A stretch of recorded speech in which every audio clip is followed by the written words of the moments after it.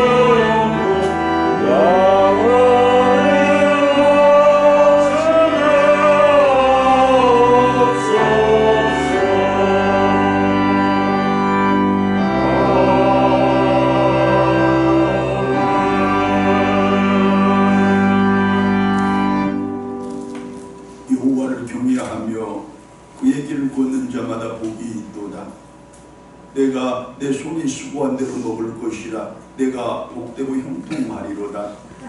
내 집 안방에 있는 내 아내는 결실한 포도나무 같으며 내 식탁에 둘러앉은 자식들은 어린 감람나무 같으리로다.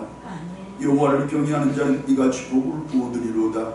여호와께서 시온에서 내게 복을 주실지어다. 너는 평생에 예루살렘의 번영을 보며 내 자식의 자식을 볼지어다. 이스라엘에게 평강이 있을지로다. 아멘.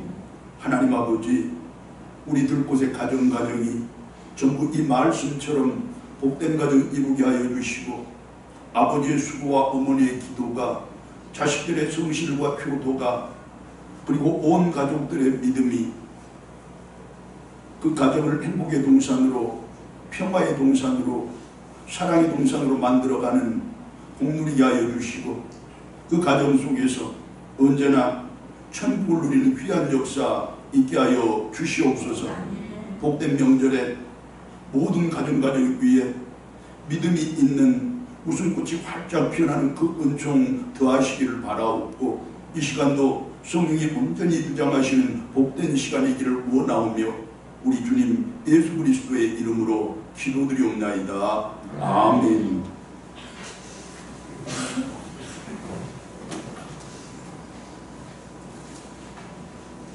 사도신경으로 신앙 고백드립니다.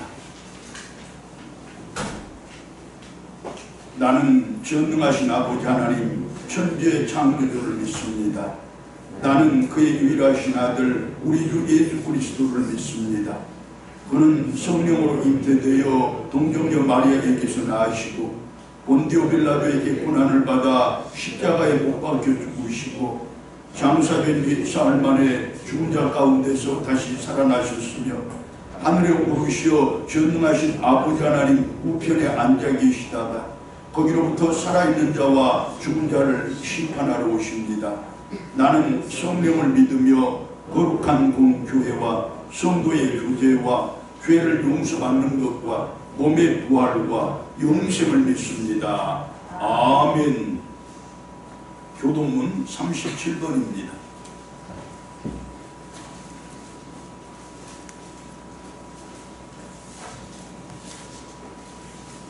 지존자의 은밀한 곳에 거주하며 나는 여호와를 향하여 말하기를 그는 나의 피난처요 나의 요새요 내가 의뢰하는 하나님이라 하리니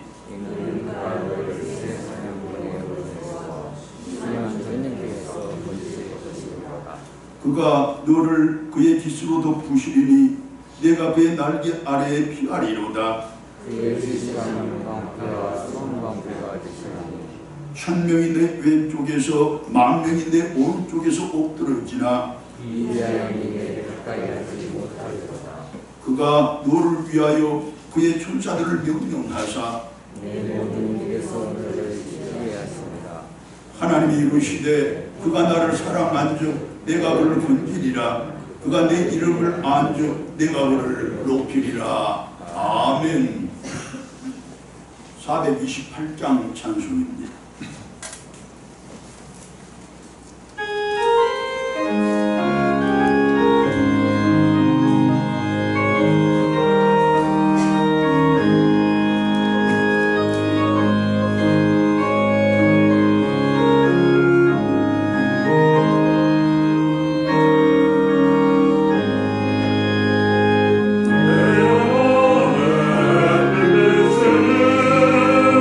주여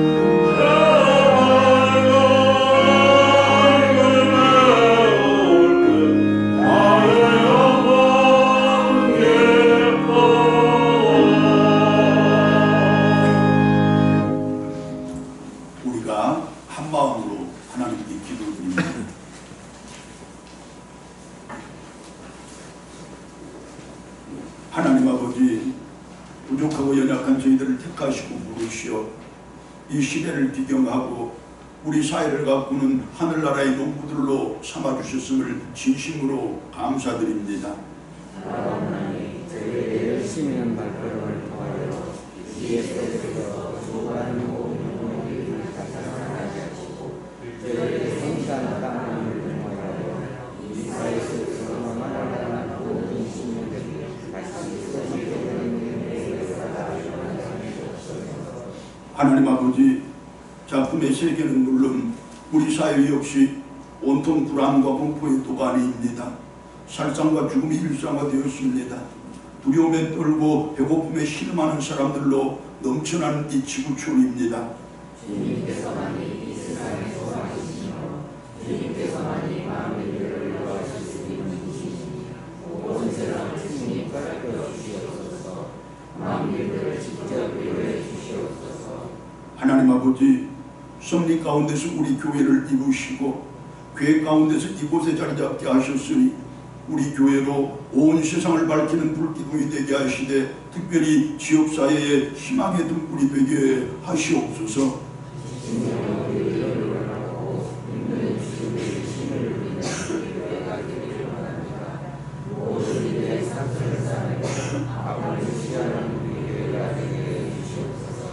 하나님 아버지, 저희들 죄짓지 않고 살기를 원합니다. 언제나 바르게 항상 깨끗하게 살아가기를 소망합니다.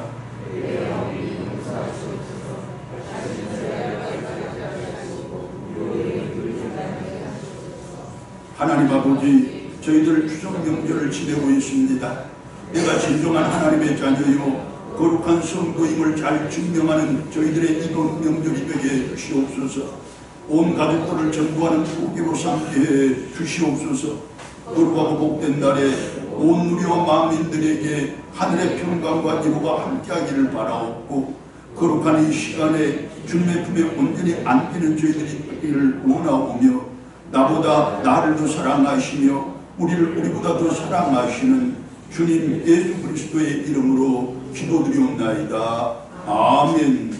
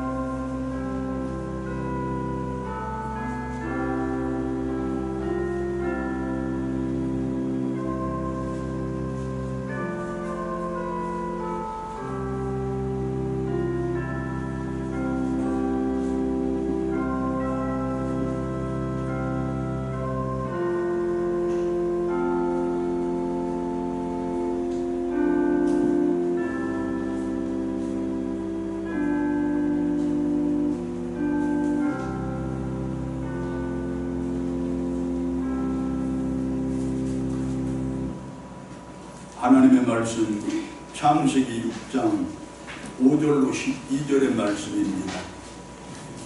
창세기 6장 5절로 12절의 말씀을 제가 받들어 봉독합니다. 여호와께서 사람의 죄악이 세상에 가득함과 그의 마음으로 생각하는 모든 계획이 항상 악할 뿐임을 보시고 땅 위에 사람 지으셨음을 한탄하사 마음에 근심하시고 이르시되 내가 창조한 사람을 내가 지면에서 쓸어버리되 사람으로부터 가축과 기는 것과 공중의 새까지 끄리하리니 이는 내가 그것들을 지었음을 한탄함이니라 하시니라. 그러나 노아는 여호와께 은혜를 입었더라. 이것이 노아의 조건이라. 노아는 의인이요 당대의 완전한 자라. 그는 하나님과 동행하였으며 세 아들을 낳았으니 셈과 함과 야벳이라. 그때에 온 땅이 하나님 앞에 부패하여 포악함이 땅에 가득한지라. 하나님이 보신즉 땅이 부패하였으니 이는 땅에서 모든 혈육 있는 자의 행위가 부패함이었더라. 아멘. 먼저 본문 6절의 말씀을 보면 죄악이 가득한 세상을 바라보시는 하나님의 마음을 아주 직설적으로 또한 아주 자세하게 보여줍니다.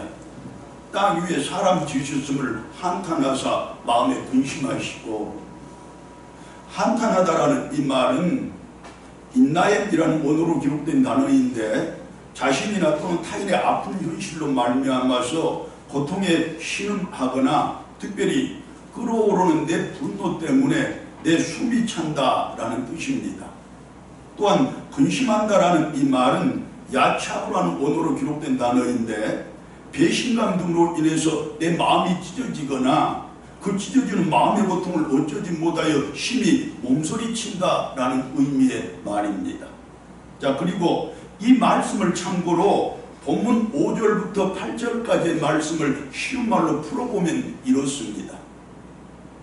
하나님은 어떤 분이시고 누구이십니까?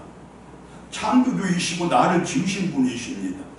인간을 사랑하시되 한없이 사랑하시는 분이시고 그들의 죄를 용서하시되 오래 참고 기다리시는 분이십니다. 먹으면 반드시 죽으리라 그러니 절대로 먹지 말라는 당신의 명령을 거역하고 선악과를 따먹음으로써 인류를 원죄에 갇히게 한 아담과 하와도 차마 죽이지 못하고 노동의 수고와 출산의 고통과 함께 에덴 동산에서 쫓아내신 것으로 용서하셨던 하나님이셨습니다. 선을 행하지 않으면 죄가 문 앞에 엎드려 있느니라. 죄가 너를 원하나 너는 죄를 다스릴지니라. 죄를 짓지 말라는 하나님의 그와 같은 강력한 경고와 명령에도 불구하고 끝내 그 죄에 넘어져서 동생 아벨을 쳐 죽인 가인까지도 그 인생과 그 삶에 고난과 고통을 주었을 뿐이지 마침내 그를 용서하신 하나님이셨습니다. 뿐만 아니라 그의 호소를 들으사 다른 사람들이 그의 생명을 해치지 못하도록 직접 지켜주시기까지 하셨던 그분이셨습니다. 그렇게 시간이 가고 세월이 흘러 이제 세상에는 사람들이 불어나고 그들은 세상의 곳곳으로 퍼져나가 살게 되었습니다. 그런데 드디어 우려했던 문제가 발생을 합니다. 사람들이 불어나면 불어날수록 그들이 퍼져나가면 또 그럴수록 사람들은 점점 더 악해져 가고 세상은 점점 더 죄로 물들어가는 것입니다. 사람들이 짓는 죄악이고 생각하는 것마다 음란과 타락과 부패이고 궁리하는 쪽쪽 못된 짓이고 나쁜 일이며 그렇게 세상은 병들어가고 사람들이 죄는 쥐포만 같던 것입니다. 그렇게 죄악으로 가득한 세상이 되고 말았다는 말씀입니다. 인간을 사랑하시되 지극히 사랑하시고 그들의 죄악에 대해서 오래 참고 기다리시는 하나님이시지만 그러나 이제 그분마저도 한탄하시고 근심하실 지경까지 이루고야 말았다는 것입니다. 죄악을 거듭하고 반복하는 인간들을 바라보시는 하나님의 마음이 분노와 실망과 배신감으로 찢어지듯 고통스러웠다는 말씀이고 죄악으로 가득 찬 이 세상을 바라보시는 하나님의 심정이 그야말로 몸서리쳐지는 아픔이었다는 말씀입니다. 마침내 그와 같은 인간의 불순종과 배신과 죄악에 대해서 하나님께서 쓰리고 아픈 그런 작정을 하셨는데 당신이 만든 인간이지만 이 땅 위에서 전부 쓸어버리겠다는 것이었습니다. 인간뿐만 아니라 모든 동물들도 전부 쓸어버리겠다고 그렇게 말씀을 하십니다. 쓸어버리되 아주 철저하게, 다시 말하면 빨래를 해서 옷에 묻은 얼룩의 흔적을 완전히 지우듯이 청소를 해서 구석구석 먼지를 깨끗이 닦아내듯이 그처럼 세상에서 사람이라면 또한 사람과 관련된 것들이라면 그 흔적과 자취조차도 남겨두지 않겠다는 것이 하나님의 작정입니다. 결국은 대홍수 심판의 경고요 예고 아니었겠습니까? 자, 여기까지 타락한 인간 또한 그들로 말미암은 죄악이 가득한 세상 그리고 그 인간과 세상을 바라보시는 하나님의 마음과 작정까지 우리 두루 살펴보았는데 그렇다면 인간과 세상은 거기에서 끝입니까? 아닙니다. 이어지는 8절의 말씀이 인간의 역사는 계속될 것이라는, 따라서 세상 역시 다시 살아나게 될 것이라는 사실을 우리들에게 알려주는데 말씀이 이렇습니다. 그러나 노아는 여호와께 은혜를 입었더라. 하나님의 그 한탄과 근심 그리고 거기에 따른 그분의 심판으로 이어지는 철저하게 암울하고 절망적인 그 세상적인 상황 가운데 한 줄기 소망과 회복의 빛이 반짝이는 구절이라고 말할 수 있을 것인데, 노아가 하나님의 눈에 꼭 들었다는 그 뜻입니다. 즉 하나님은 숱한 타락의 무리와 죄악의 회중들 속에서 특별히 노아를 구별해내어서 그에게 특별한 사랑과 은총을 흠뻑 쏟아 부어주셨다는 것입니다. 곧 모두가 다 죽어가는 그 대홍수의 심판 가운데서도 노아와 그 가족들만은 죄하였다는 것입니다. 하나님께서는 그렇게 이 세상이 다시 살고 그 위에서 인간의 역사가 계속되게 해주셨다는 말씀입니다. 자, 그러면 노아에게는 무슨 특별한 것이 있어서, 어떤 남다른 것이 있어서 그처럼 모두가 다 죽어가는 그 상황 속에서도 그와 같이 그와 그의 가족들은 살아남게 된 것입니까? 하나님은 무엇 때문에 왜 노아에게 그처럼 특별한 은혜를 베풀어 주셨느냐는 말씀입니다. 그에 대한 대답을 오늘 본문 9절의 말씀이 자세하게 이렇게 들려줍니다. 이것이 노아의 조건이라. 노아는 의인이요 당대의 완전한 자라. 그는 하나님과 동행하였더라. 노아의 조건이라 이 말은 지금까지의 인류의 역사는 여기에서 일단락이 되고, 노아라는 새로운 인물을 기점으로 해서 이제부터 인간의 새 역사가 새롭게 시작될 것이라는 그 말씀입니다. 자, 그렇다면 인류의 역사의 새로운 기점이 될 노아는 구체적으로 어떤 사람이었는지 우리가 살펴볼 필요가 있지 않겠습니까? 먼저 의인이었다고 말씀이 분명하게 증거를 합니다. 무슨 뜻이냐?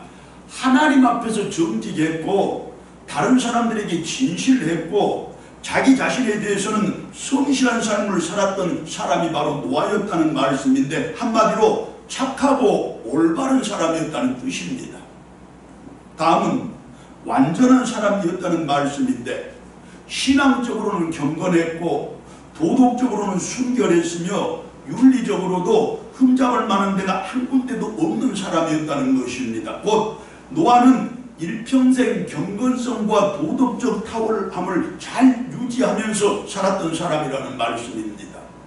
그리고 세 번째, 그는 항상 하나님과 동행한 사람이라고 말씀이 분명하게 증거를 하는데, 여기서 동행한다라는 이 말은 그 원래의 뜻은 우리가 쓰는 그대로 같이 걷다 이런 의미인데, 여기에서는 그분의 뜻을 따른다라는 의미로 쓰였습니다.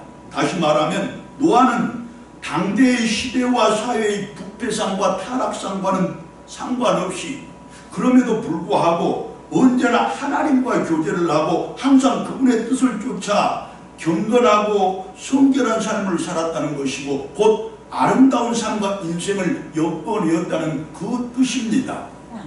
자, 이처럼 의인이며 안전한 자요 하나님과 동행한 사람을 신약성경 마태복음 6장 33절은 한 구절의 말씀으로 표현을 하는데, 하나님의 나라와 그의 의를 먼저 구하는 사람이라고 가르쳐 줍니다. 자, 먼저 그의 나라와 그의 의를 구하라는 이 구절을 영어 성경은 이렇게 번역을 합니다. You give God the first place in your life. 잘 못 알아들으셔도 상관없는데 뜻이 무엇이냐? 하나님의 나라와 그의 의를 먼저 구한다는 것은 내 삶의 최고 우선순위를 항상 하나님께 두는 것이라 그런 뜻입니다. 즉 내 삶의 최우선순위를 하나님께 두지 않고서는 사람으로서 결코 의롭게 세상을 살아갈 수가 없다는 뜻입니다. 다시 말해 착하고 바르게 또한 경건하고 성결하게 살아가기 위해서는 그처럼 모두가 다 죽어가는 그 상황 속에서도 나는 구원을 받고 우리 가족들은 구원을 얻어내기 위해서는 반드시 내 삶의 최우선순위가 하나님이 되어야 한다, 그 말씀입니다. 할렐루야. 아멘.